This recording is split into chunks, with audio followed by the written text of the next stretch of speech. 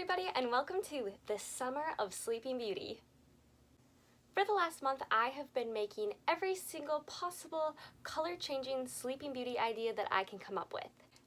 That's actually not true. I've come up with tons of ideas, but although ideas are free, supplies are not, and craft supplies are expensive, so, you know. That being said, I've been very, very fortunate to be able to put some of my paycheck towards some amazing color-changing, aka Photochromic, supplies and ingredients. I've been able to make some color-changing flowers, a magic color-changing friendship bracelet, a color-changing flower crown, and even a color-changing corset. And look at the inside, look. It has little Olafs. It's adorable. We are already 44 seconds in and I haven't shown you a single color-changing item yet, so here you go. You're only getting a sneak peek. I had to go through a lot of trial and error, like a lot. So if you want to see more, you're gonna have to go through it with me. The year was 2013.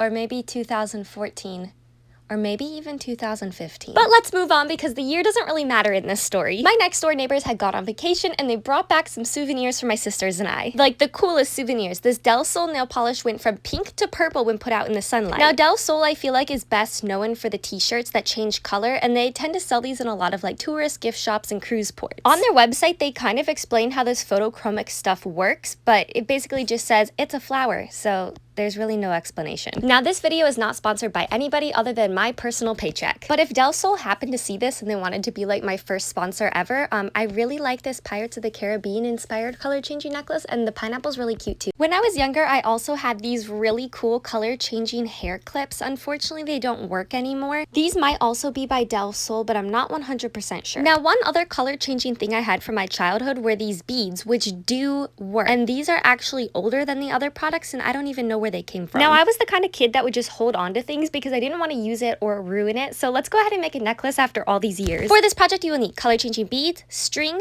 wire, and some shark teeth. A thrifted picture of a random old couple wouldn't hurt either. Step 1. Open up your box of shark teeth, dump them out, and search through them very carefully until you find the most perfect of ones. This one will work perfectly. Now take your bag of beads, throw it up in the air, and hey, wait, I think we skipped a step. Anyway, you should get a necklace. Alright, let's watch this necklace change color. I'm so excited. I'm actually not super happy with the shark tooth, so I might end up taking that off. But let's see. Ready?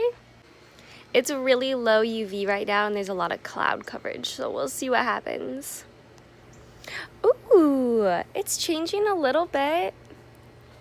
Alright, back to a little background history. A few years ago, I had stumbled upon this amazing pigment, and I immediately thought this would look so cool on a dress. Except that it was $23 for only 10 grams. There weren't a lot of reviews at the time, and I had no idea what I could mix this powder with. But flash forward a few years later, aka the present, or I guess the present a month ago, so really the past because that's when I actually recorded this. I saw that I could get a whole $3 savings, and I also have a little bit more money saved up than I did a few years ago. Even though there are a few more reviews now, there still aren't a lot, and I wasn't sure what to mix this pigment with. So I literally went through every single product that this company sold and I read every single review. Now in my mind, this pigment is like powdered gold. It is so expensive, so I decided to try doing some tests before I started painting it all over a dress. Now I didn't end up mixing enough in with the nail polish, so I ended up kind of dry speckling some of the powder on top of my nails. Next time what I should do is just put enough pigment in with the nail polish, but I was trying to conserve it because money. It's so expensive. My next experiment was to use some textile medium or a fabric paint.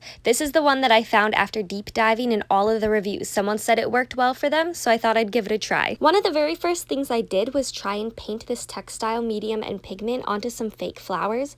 Even though they're not fabric or silk, they're actually made of plastic. Then I took some of the textile medium with a very concentrated amount of pigment and I started working that onto a cotton piece of fabric and then also onto a sheer piece of fabric. My next little experiment was to see how diluted I could make the pigment before it stopped changing color. So I kept mixing in the medium and trying different strengths or concentrations or whatever you want to call it. I tried doing this on the flowers, the cotton material, and the sheer material just to see how the pigment would work on different textures. At this point, I had been doing everything inside and I had not seen it under the UV yet, so I brought it outside and my jaw dropped. The color change was absolutely phenomenal. I ended up doing one more test, I painted a blue flower and a pink flower, and it looked cool, but it just wasn't what I was going for. At this point, I really liked how the color changing was looking on the fabric, but I didn't know if I was going to have enough pigment to cover a whole dress. Plus, it also left the fabric a little bit plasticky, rubbery, and a bit sticky and stiff, kind of like a screen printed t-shirt. So keeping that in mind, and the fact that I only had 10 grams minus what I had used to experiment, I decided to just paint a bunch of flowers. But I'm getting ahead of myself, so let's go ahead and move on to dress number 1. Once I came to the conclusion that painting a whole dress wasn't really going to work and that painting flowers would be better, I decided to make Aurora's wedding dress from Maleficent 2. Now, I am a bit ashamed to say that it took me way too long to figure out that she wears 2 wedding type dresses in the movie. The one is completely covered in flowers and actually used in the wedding scenes, and the other dress has a completely different neckline and it is used post-wedding. And once I had figured out that that was the dress that I was going to make, then it was time to paint all of those flowers. Yes, those ones right there. Those flowers. All of them. And maybe you're seeing those flowers and thinking, wow, that's a lot of flowers. You must have spent a fortune.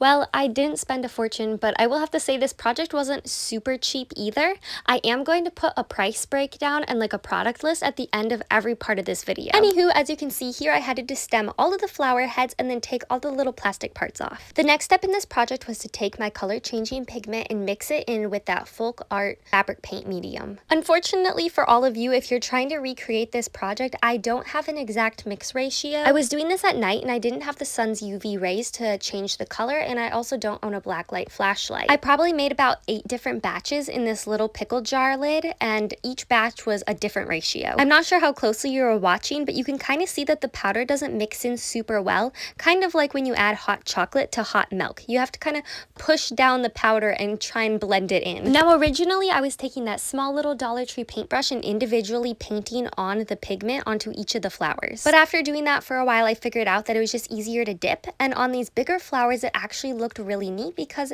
I was just kind of painting the edges, and it looked really nice. And on top of that, the bonus was that not only was I getting that really cool wow effect of color changing flowers, but I was also conserving the pigment because it was only painting the tips instead of every single bit of the petal. If you're trying to make this project, I would also recommend just painting the top part of the flower. There's no reason to paint the top and the bottom because the pigment and liquid is going to seep through to the back side anyway. As you can see, I'm painting the flowers and then putting them onto this cardboard to dry. Unfortunately, they did kind of stick and glue themselves to the cardboard, so about every 20 to 30 minutes I would just pick up the flowers and move them over slightly, and I did this about 4 times throughout the night during the drying process just to make sure that they weren't going to have cardboard sticking to the back. That being said, there were probably 5 or 10 of these flowers that ended up having a little bit of cardboard sticking to the back, but it really wasn't that bad, and this was an easy option for drying. The very next morning I took some of the flowers out, and here you can see that they're under a very low UV, so the change isn't super drastic. This was taken on a different day, and here you can see that the change is a bit more evident, and then this is what they look like when you pull them back inside. They gradually turn back to pink. Now, if you've watched any of my other videos, you'll know that I usually like to use reclaimed and upcycled or thrifted materials, but with this project I was going for something pretty specific, so I knew I was going to have to buy some material. I bought this nice meshy netting material. It's super nice. I would definitely work with this again. I also bought 10 yards of white tulle. This is just your regular run-of-the-mill tulle. It's a little nicer than that 40 yards of tulle you can get on Amazon though. And then I bought 5 yards of this cheap plasticky silky material, which I absolutely regret. It's not what I originally wanted to get, and I would never ever get it again. I also bought a zipper, and then for the rest of the dress I used scraps. And then I went into the crazy person deep dive of Google Photos, and I tried to find every single seam line in the sleeves, every single boning channel on the bodice, etc, etc. And the bodice was coming out really nicely. I was kind of doing a mashup between the 2 different dresses. I had my seam lines, I had my plunging V-neck in the back, and I had all of my lovely pieces cut out. Not only that, but I even took the time to change the needle on my sewing machine because I'd be working with delicate fabrics. I wanted this to look so nice, and I knew that that cheap silky fabric was going to stretch and kind of warp, so I even took the time to iron on some iron-on fusible interfacing. I truly did all the things on this bodice. I understitched, I overstitched. It was looking so pretty from the outside. This is a picture of the outside. For the most part, and to the best of my ability without owning a mannequin, I put all the seam lines in all the correct places. I added in the boning channels. Everything was looking so good. And then I put the bodice on and I realized that that cheap silky material was never going to look good, no matter what I did. So 4 hours and a bunch of back pain later, I had this almost completed bodice and I didn't like how it looked. I was so frustrated with how this project was going. So instead of having the tulle over the shiny layer, I decided to use some of this leftover sheer curtain from my Tiana costume and putting that over top of the shiny material. This helped kill the shine, and then I also went with a completely different bodice pattern. And because I don't have a mannequin, I kind of did this little mashup where I made the straps and then add this little triangle piece in later. For the sleeves, I took this 2-yard piece of fabric, cut it in half, and then folded those 2 halves into halves, and I sewed them down about halfway so that the sleeves would kind of hang nicely off my wrist. Then I just fit both of those sleeves onto the armholes, and then I kind of made this little Bertha thing with some extra tulle just to kind of cover the messiness. These sleeves are so insanely fun to play with. I will have to say they get a little staticky after a while, and also look how much fun these are in reverse. It looks magical, kind of possessed. I don't know if it actually looks that cool. It's something though. It's definitely something to watch. It's like my arms are being pulled by pieces of fabric. Okay, you know what? This is creepy. For the skirts, I took the silky material, gathered it up, and made like a gathered skirt. And then I did the same thing for the tulle, and I sewed one on top of the other. Then I had my little sister, who isn't really that little because she's kind of a lot taller than me already. Anyway, I had her put on the dress, and then I kind of just went around her with my scissors, and I cut up the skirt so that it had like a train in the back, but it wasn't too long in the front end so that I wouldn't trip and hurt myself. Also, I slowed down this clip because it's kind of neat, and look at her facial expressions. She's just, I don't know, she's a hoot. She's cracking me up. Also, this totally makes me think of like those little claymation stop motion Rudolph the Red-Nosed Reindeer videos. Once I was done with that and I had put in the zipper, the dress was pretty much done, and all it needed was a hem. Now what I'm about to show you is revolutionary, and I can't believe I haven't been doing circle skirts like this before. But basically what you do is you sew just a bit away from the edge of your fabric, and then once you've sewed it, you trim it down, and then you're able to very easily roll it over and sew it down. I came up with 2 different designs for placing the flowers, but this is the one that ended up winning. And then I just went ahead and I hot glued the flowers wherever I thought they'd look best. Just like with the Chloe Kim Met Gala look, I realized hot gluing was going to be a lot better than trying to hand sew. For the butt bow, or in this case the butt flowers, I came up with a little idea where I sewed these magnets into a pouch. I glued them onto the flower, and then I also glued some pouches onto the dress. That way I could easily take it on and off and it wouldn't get in the way of the zipper. I also glued some flowers onto a headband, and I made these cute little hair accessories. Now while I was making this dress, I thought, what if I made this dress from Harry Potter? It could be screen accurate when it's pink in the shade, and then when I step into the light, it'll become this periwinkle blue and it becomes book accurate. Also, in my mind, this video went like crazy viral on TikTok, and here's its little progression of how it finally got to first place for this sound. Whoop whoop. Also, compared to my Isabella TikTok, this video got way more engagement for the amount of views. I also got so many lovely comments, including this one. I loved this comment. This comment made me so happy. It made my mom happy too. We laughed for a long time. I also got this comment. Apparently, I spy there's a sloth in this paint. And then I found out that Asta Darling was also making a color changing dress, which is so cool. If you don't follow her, go follow her. Her videos are really neat. And I also kind of promised this person that I'd be posting my YouTube video in about a weekish, and it's been a month.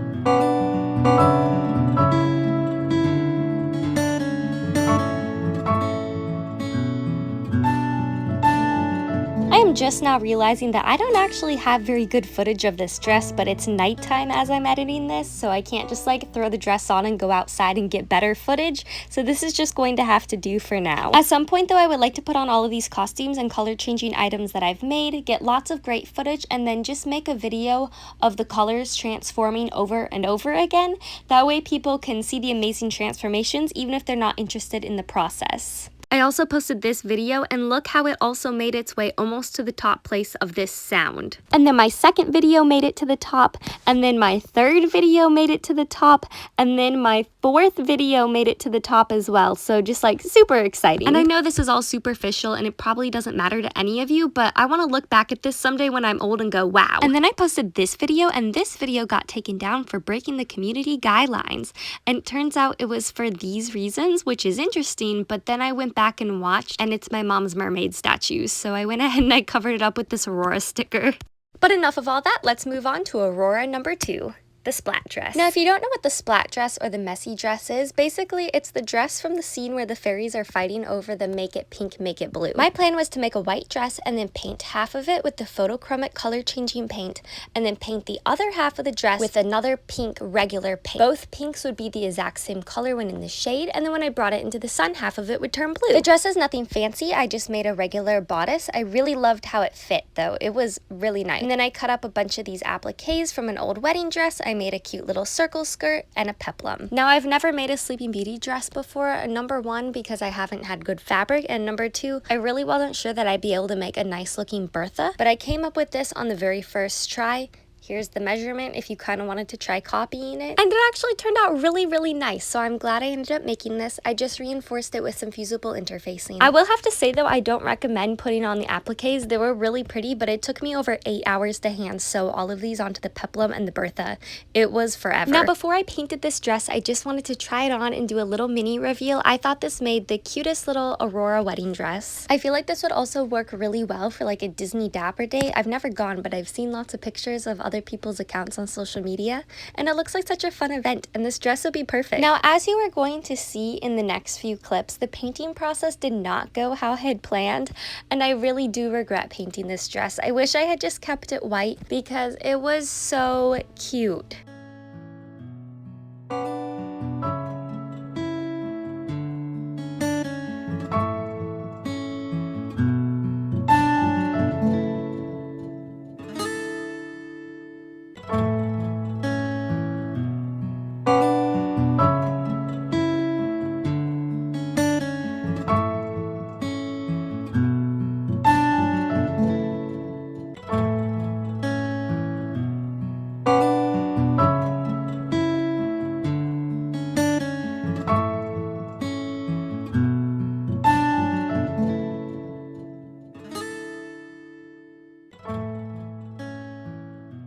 I still had a bunch of the fabric paint medium and my pigment, so then it was time to get some pink paint for the non-changing side and some white paint to mix the pigment in just in case the fabric medium didn't work. Unfortunately, my Walmart only had that one pink paint, so it was really, really hard to get a color match. I tried so many different things. I put the pigment in the white paint. I put the pigment in the fabric medium. I mixed the pink paint with fabric medium. I mixed the pink paint with white paint. And I just could not get a perfect color match. There were a few that came close, but not perfect. And really, I don't think I was ever going to get the colors to match perfectly because I just didn't have the right paints to start with. But I didn't really have any other options, and it's all I had to work with. I went ahead and I ironed the dress completely because I was pretty certain I would not be able to iron it once I had painted on the paint. Now, as I have said previously in this video, I don't own a mannequin, so I wasn't really sure what I was going to use to hold the dress while I painted it. But my mom and I came up with this idea where we could hang the dress from the chandelier, and then I could use this trash can covered in plastic bags to protect it, and it would kind of help keep the skirt separated so that it didn't glue itself together when the paint seeped through. Unfortunately, the trash can was made to have bags inside of it, so the bags were a bit too small for the outside, but I made it work. And here's a better angle so you can kind of see my little setup. It's not perfect, it's not professional, but hey, it works. I went through mine and my sister's stashes of art supplies, and I found some paintbrushes that I thought would work pretty well. And then I I poured in 3 bottles of this white fabric paint with a little bit of the pink fabric paint to pigment it. And basically I just kept mixing until I got a color that I thought looked pretty nice. Kind of like with dress number 1, I don't have exact mixing ratios. You just kind of got to mix this stuff with your heart. When I mixed the pigment with the fabric paint medium, it came out kind of clear, so I decided to mix it in with the white paint and hope that it wouldn't dilute it too much. After all of the fabric test swatches, this seemed like the best thing to go with. Basically, I just kept mixing and adding paints and pigments into each of these 2 cups until I got colors that looked pretty similar to each other. Unfortunately, once I finally put them into the sun, you couldn't see a really drastic color change. There was a color change, but it was very, very faint because the white paint was diluting it and kind of masking the pigment. I would like to try this with another fabric paint medium of a different brand and see if maybe that would help the problem. But this was probably as good as it was going to get, so I just started painting the dress. I just use little paintbrushes to do this whole thing, and the whole time I kept thinking this would be so much easier with an airbrush. It would come out better, there wouldn't be paint strokes. I wish I had an airbrush. I have the color change on the right and I have the regular paint on the left. In the shadows, or it's up against something solid like my body and there's no light shining through, it'll be fine. So let's see if it works. I did already do a little test in the sun and I was very disappointed. So yeah, I brought it into the sun and you pretty much couldn't see any color changes and there were tons of brush strokes. You can definitely tell there's a color difference. It kind of has a bluish tint, but really you can't even tell that the pink side is pink. It's all just really diluted and light. So overall, I'm really disappointed. These are all blue spotches and you can't even really tell, except in the areas where like the pigment's more concentrated. And there's like little specks. I don't know. I also need to get more paint because I've used up all of my paint on the front and back of the bodice and on the splotches. I was really disappointed by the fact that this didn't change color, and I also felt like I had wasted so much pigment. I realized that this pigment is probably best used in resin and on nail art, or even in an airbrush. But from what I had found years ago and during my recent research, I couldn't find any color changing fabric dyes, and according to the pigment, you can't just mix it in with hot water and dye fabric. Although, despite not having the paint colors that I needed, I felt like these 2 pinks blended pretty well. Not seamlessly, but they were pretty close in color. Regardless of that though, I needed more paint if I was going to finish the dress, so I made another trip to Walmart and I bought out almost all of the white fabric paint that they had. Now, because I was working with a limited amount of pigment, I decided to try and repaint the non-color changing side. In certain lightings, it was so light of a pink that it almost looked white, so I thought, you know what would happen if I just make it more pink? And basically this happened. The colors definitely were not seamless anymore. You could tell there were 2 different pinks on the dress. So I took this hot pink paint and I basically repainted the regular non-color changing sides and then filled in all the white bits on the skirt, and I didn't touch any of the color changing bits at all. I kept painting until this was all that I had left. There was definitely a really big contrast between the 2 different pinks, but it turned out not only was I working with color changing paint, but I was also working with color theory. I did not add any pigment to the color changing side, but now you could actually see a color change. The problem was that the color change still wasn't really like wow in your face. It was very slight and you had to know that it was going to change color, otherwise you probably wouldn't even notice. And on top of the fact that the dress was barely changing color,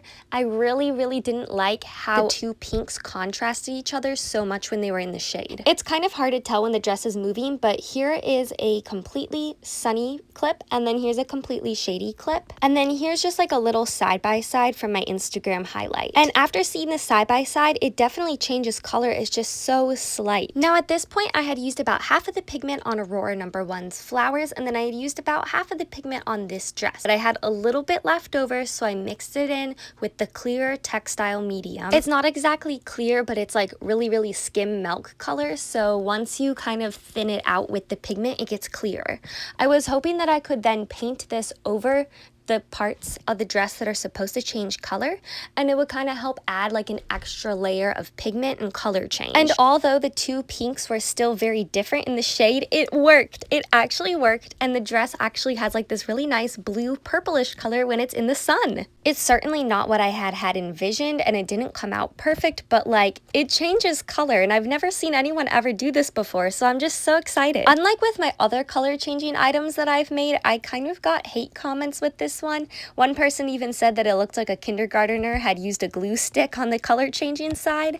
And with the paint strokes, I kind of have to agree. It doesn't look great, but again, it works. I've never seen anyone do this before, and it works. I would definitely love to recreate this dress someday, especially if I had better fabric paints. But at this point, the dress is so heavy and so inflexible because of all of the paint, so it is what it is.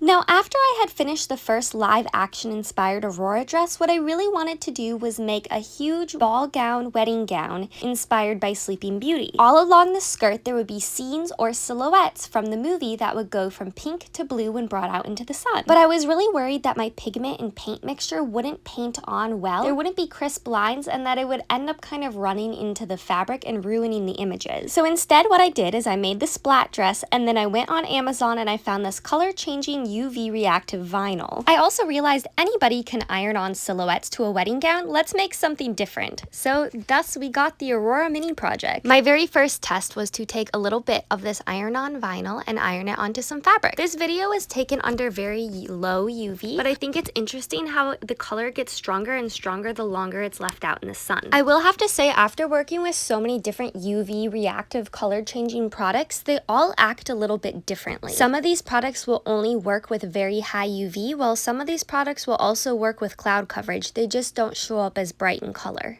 I just went on Google Images and I printed out some images from the movie. I don't own a Cricut or anything, but again, if Cricut would like to be like my first ever sponsor, that would be fantastic. Essentially, I edited the image, I printed it off, I taped it onto the vinyl, and then I had to cut everything out by hand with an X-Acto knife. Unfortunately, the printer I was using didn't want to do its job correctly, and it kept taking the images out of size or out of reference, or whatever you would even call that, out of frame, and it didn't print them off, so I just had to freehand the rest of the image, as you can see here. This did end up taking me close to 2 hours, and my hand hurt like crazy afterwards, but I do feel like it was very well worth it. Now, as you can see here, I only ended up using the blue color changing vinyl. My plan was to make a blue skirt and then put the blue images over it. That way it had white images, and then when you step into the sun, it's blue, and I thought it would look really, really pretty and just elegant. But unfortunately, the blue fabric I had in my stash wasn't going to work, and I didn't want to go to the store and buy any more fabric.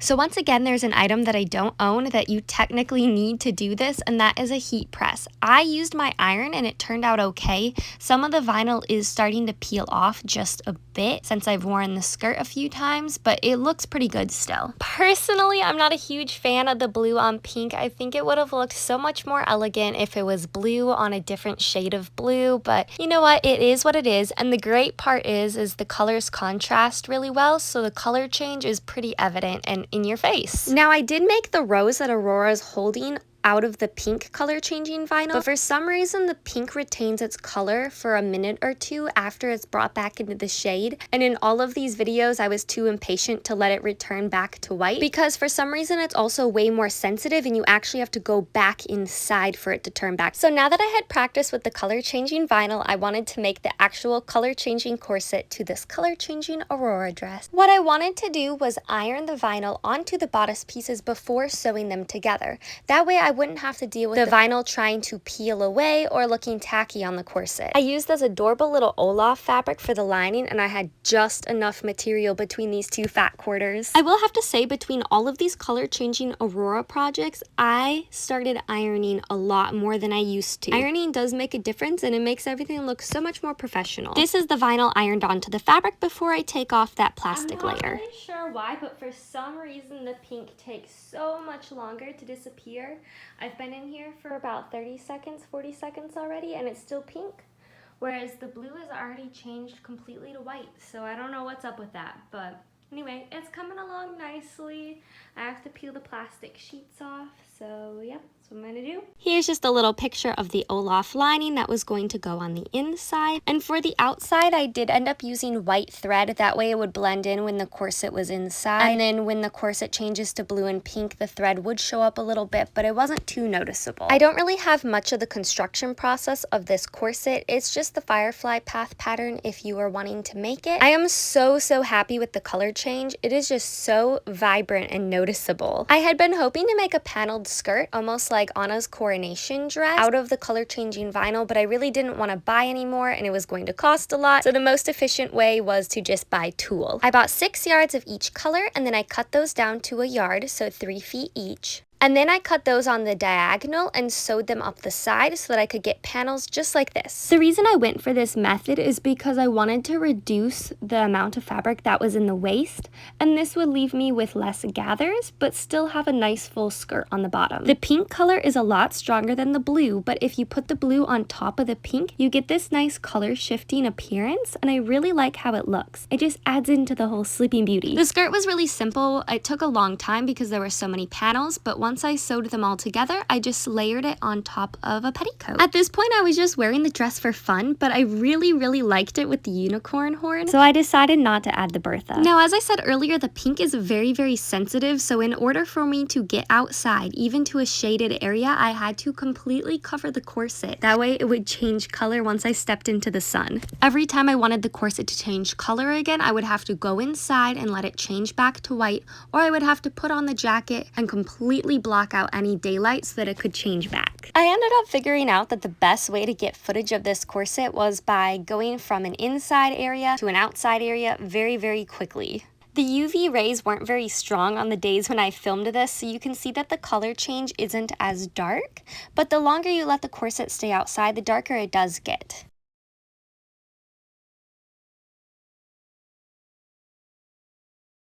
Now at this point I was still thinking I really wish I had an airbrush or that I could find some color changing fabric dye on the market somewhere. So I started searching on all the different social media platforms that I had. I was searching for magic color changing paint, magic paint, photochromic, color changing, fabric dye, whatever I could search. Basically I would find a post that had somebody tagged who had somebody else tagged, and boom, I found this company right here. Right away I was super excited because Langus Goods actually sells pre-made paints. Not dye, but paint, which is still better than me trying to mix my own pigment, which they do sell. And the best part is that this is a lot cheaper than buying the pigment through the other company I'd used for the first 2 dresses. Not only that, but the more you buy, the cheaper it gets per ounce. What I was most excited about though was that they had color changing UV reactive embroidery thread. But I was curious if maybe there were some other companies and products that I had missed during my initial search. So I went on YouTube using my keywords and just started watching any video I could find. And it paid off, because eventually I found this company, SolorColorDust.com, and they have the most amazing products ever. Their UV pigment was right in the middle price-wise. Unfortunately, they only had pink to purple, but these powders are temperature reactive, and I thought, what if I made a hot and cold dress? But then I found this product right here, and this is the product that I had wanted from the very start. Before I spent all of this money, they had color-changing fabric dye. Now, according to their website, a 2-ounce $12 bottle is only enough for 1 to 2 t-shirts or some small items, but I went ahead and bought the small one anyway, and I was going to try and make it work on a whole dress. While I was on their website, I also bought some products from their sister company, Glitter Hippo, and I got these 2 glow-in-the-dark glitters, and I also got the color-changing glitter, which is just absolutely amazing, and they also sent all these little goodies with it. Again, this isn't sponsored. The only thing sponsoring this video is my paycheck, but I just love this company so much already. I also went on Amazon and I found this glow-in-the-dark and this UV reactive thread. Now, for somebody who buys most of their threads second-handed at thrift shops, this seems expensive to me, but this is probably a reasonable price considering what you get. Alright, on to the 4th and final dress. I actually bought some 100% cotton fabric just to make sure that the dye would take according to the instructions right here on the back. My water is boiling, and then I'm going to pour it in here to make sure it's exactly a cup and a half. I have some gloves, and then I'm going to be doing this in an ice cream bucket. So far it doesn't do anything. Not really anyway, but that's just a few drops, so let's keep going.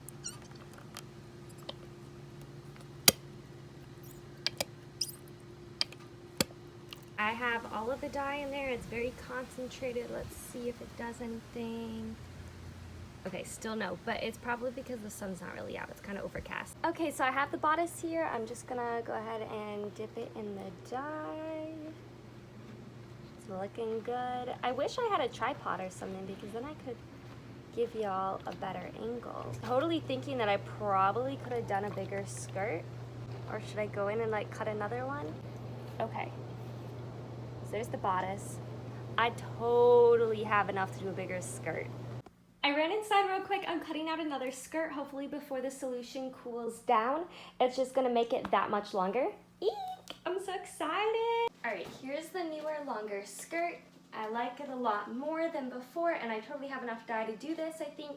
This is all I was able to get out of there unless I wanted to like piece and match, and I don't really have time because the stuff's cooling off, and I probably shouldn't even be filming this.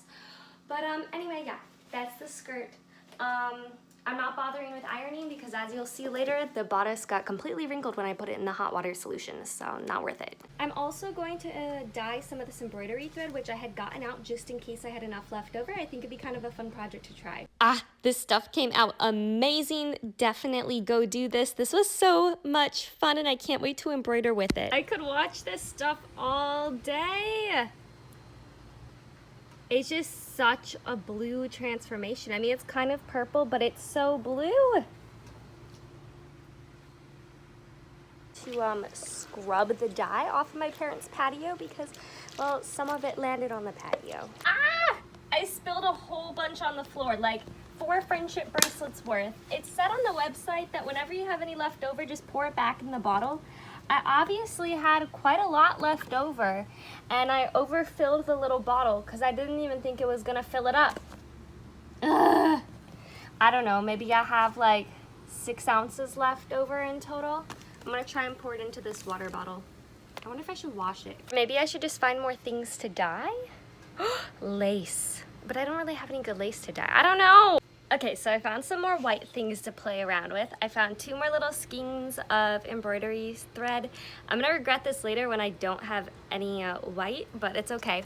I have these 2 Dollar Tree laces, which I had gotten for a Moana costume about 3 or 4 years ago and just never made. I still haven't made a Moana. Surprisingly, it's 100% cotton. And then just like this piece of fabric, and I don't know what I'm gonna do with it, but it'll just be fun. In they go. Boop, boop, boop, boop, boop, boop.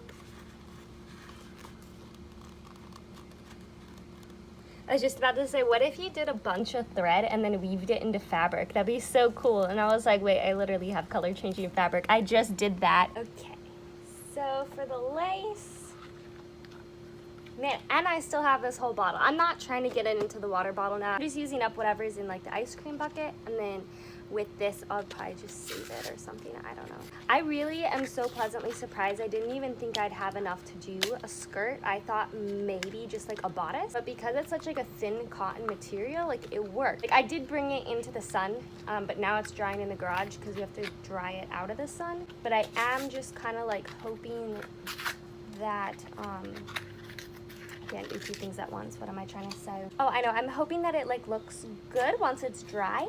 I probably won't even wash the fabric. It's supposed to be used in like t-shirts that you can like wear over and over, and it says it will fade over time. Why did I bring my sewing scissors out here? Anyway, it says that on the website that this stuff will fade over time, but I don't really plan on washing the Aurora dress. Like, I don't know if I could dry clean it. Maybe like hand spot clean because it's like a costume, so I should bring those inside so they don't get ruined, but whatever. Okay, here we go with the lace. I'm gonna turn this off so I can get more coverage. Let's go see if it works. Also, I'm gonna drip on the cement again. This is always so disappointing because I always watch the first transformation through a screen instead of seeing it in real life. That looks so good.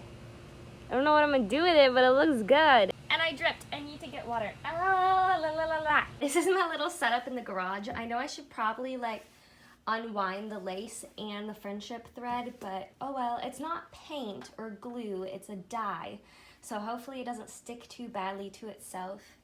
Have this old towel, and I just kind of draped the skirt over on it, front and back. Who knows, maybe a little bit will go on the towel, and the towel will get a little bit no, dripped on this rug. No. Oh well, you know what, this is an outdoor rug, it'll be okay. It'll be okay. Anyway, maybe that little towel is gonna get some magic color changing abilities. And then here I have the bodice, and like I said, ironing it was completely stupid because, well, it's wrinkly.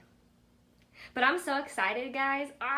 Right now I have everything just kind of hanging and drying inside. Nothing's actually wet anymore, it's just kind of a little bit damp. So I feel safe putting it on this drying rack and over the wood floors. I had to iron this pretty flat and smooth before I'd sewn it up and dyed it, but as soon as the hot water hit it, it just wrinkled. And then the skirt I did not iron, but that also wrinkled. It's kind of cool how it looks kind of blue in this lighting. It's kind of funny. I don't know, maybe there's like an actual scientific reasoning behind that. Kind of hard and crusty. I don't know what I'm going to do. Of course, this is generally used on like a cotton t-shirt. Maybe I can steam it. I don't know if steam would mess up the color changing properties also. Apparently the UV index is at an 8 right now. I just checked it, but it doesn't really seem that bright. I'm not getting tons of color change, but what I think is interesting is that the thing that I ironed changing any less than the skirt portion. So I almost feel like you can iron, maybe. I'm not saying you should, but maybe you can get away with it. Unfortunately, I don't really have any more footage of the making of this dress, but instead of trying to make it look like Aurora, I decided to just take advantage of the fact that I had wrinkles and turn this into a little summer beach dress. And it's something that I can wear anywhere, which I think is just great. Put my handprint right here. Ah! This dress is the absolute coolest.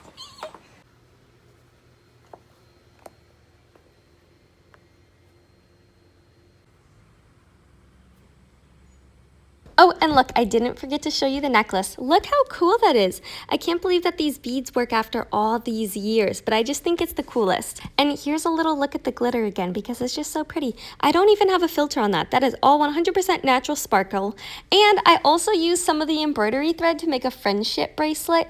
You can't tell the color change super well. I only ended up doing the color changing embroidery thread on half of it, but I can't wait to actually embroider something. So I figured out what to do with the lace. Wait, the sun's this way. Actually, it's kind of covered. Man, I'll show you later. Okay, let's try this again.